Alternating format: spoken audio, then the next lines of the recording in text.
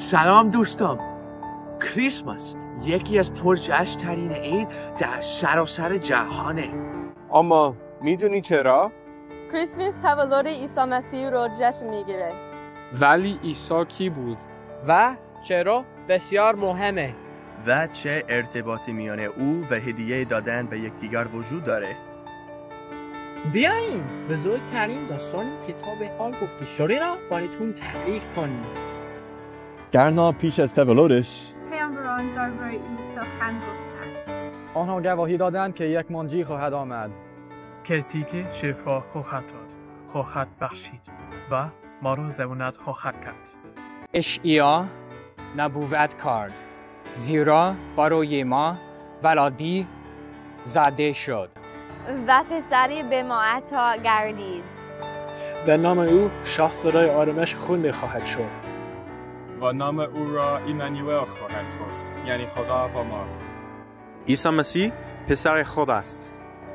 او از آسمان آمد تا همه ما را نجات دهد. طریق قدرت عشق میتونیم پاک شویم. او میتونه بارهایمون را سبک و دلهایمون را شفا دهد. او همان مسیح موعود است. حدود 2000 سال پیش در سرزمین جلیل باکر جوانی به نام مریم زندگی میکرد. او پاک بود و ایمان به خدا داشت. فرشته بر او ظاهر شد و خبری عالی بهش داد. از قدرت روح القدس او فرزندی به دنیا خواهد آورد، پسر خدا. این معجزه‌ای بود. پس از بادار شدن، مریم با مرد خوبی به نام یوسف ازدواج کرد. اما آنان ناچار شدند برای پرداخت مالیات به بتلهم سفر کنند. سفر طولانی بود و مریم بسیار باردار بود. وقتی رسیدن در هیچ مصافح خانه یا خانه جایی برایشان نبود. تنها جایی که یافته را خور حیوانات بود. جایی که گوسفندان، شتران و الاغ‌ها را نگه داشتند. و در همان مکان ساده و فروتنانه منجی جهان به دنیا آمد.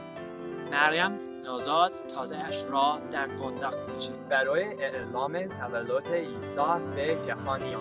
ستاره تازه در آسمان پدیدار شد.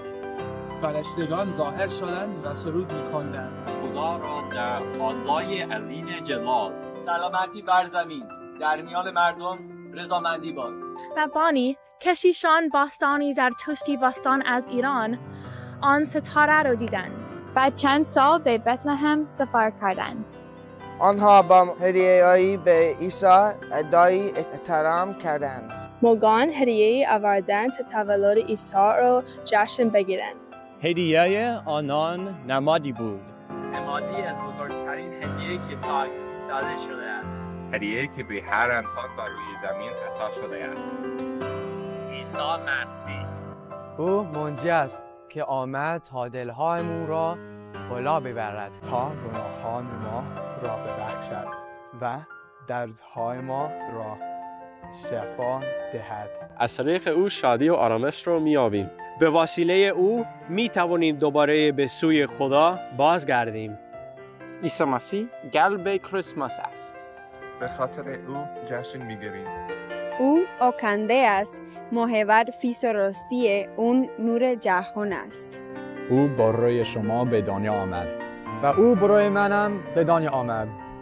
او شما را به طور کامل و شخصی میشناسه. او همه را دعوت می‌کند تا به سوی او بیایند. اگر پیش او بیایید، آرامش، امید و شادی ابدی پیدا خواهید کرد. عیسی معنای واقعی نه فقط کریسمس بلکه هر روز عصای زندگی. او عیسی مسیح است.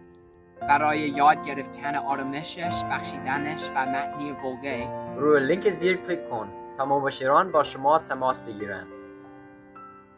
این حقیقت. این حقیقت. این حقیقت. این حقیقت. این حقیقت. کریسمس مبارک. کریسمس مبارک. کریسمس مبارک. کریسمس مبارک. کریسمس مبارک.